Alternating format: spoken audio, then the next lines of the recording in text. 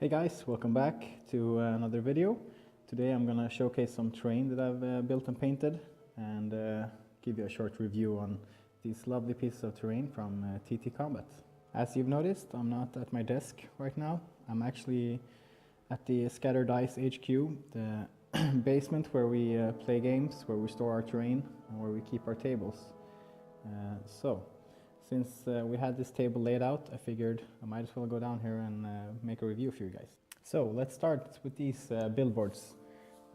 These are 4 billboards that come in sets of 2 from TTCombat. Very easy to build. You just snap the stands together, attach this top part here, and then you glue the actual billboard itself onto the back. There's also a ladder and some support beams here that strengthen the construction of it. And they're really easy to put together. They are quite cheap as well, and they provide you with some really good line of sight blockers, as well as some space to add some details to your tables. As you've seen, I've printed these propaganda posters that you can find online. I think I made these 2 myself. You can start with them. It's us or them. Join the PDF program, and some basic cutout art here of 2 soldiers.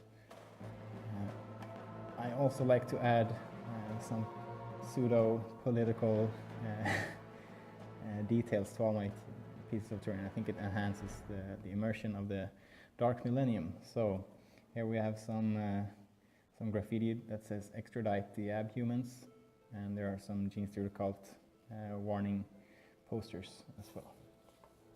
This one is made for our desert table. That's where we have the pale sand color on the base here.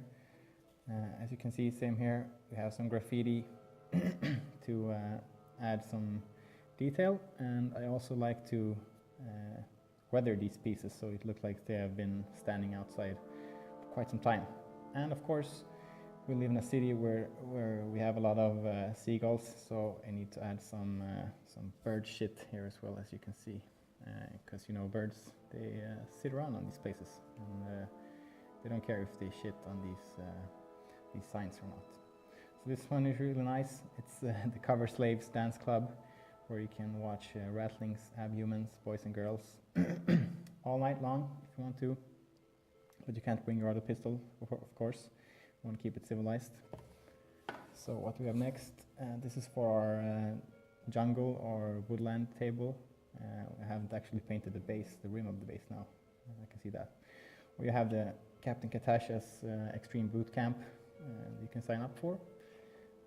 Other than that, Cadia was an inside job, definitely.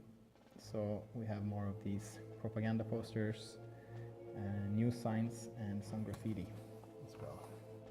And this one, I just stuffed some 3D printed tires that my friend made for me, some barrels underneath to just give some more line of sight blocking cover there. So for the main attraction of this view, it's the super cool highway bridge from TTCombat.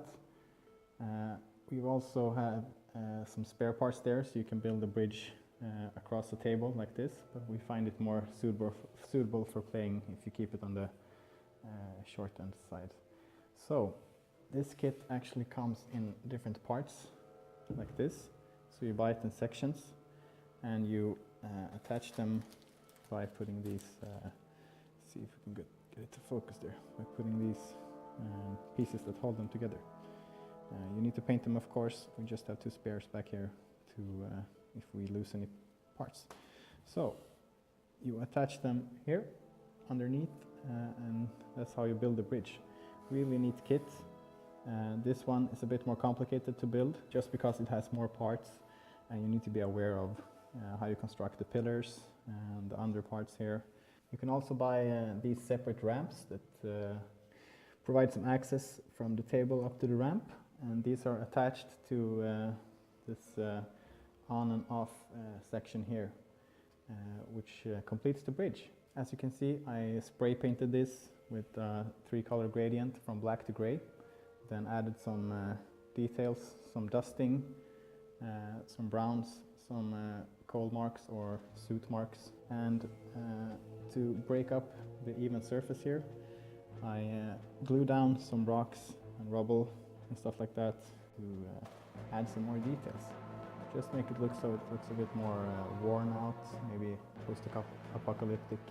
As usual, I like to add some torn down propaganda posters, just seal them with some PVA and water, and place them on the edges where the wind had caught them, and yeah, brought them all over the city, of course, because you know, no poster stays up on a wall for too long.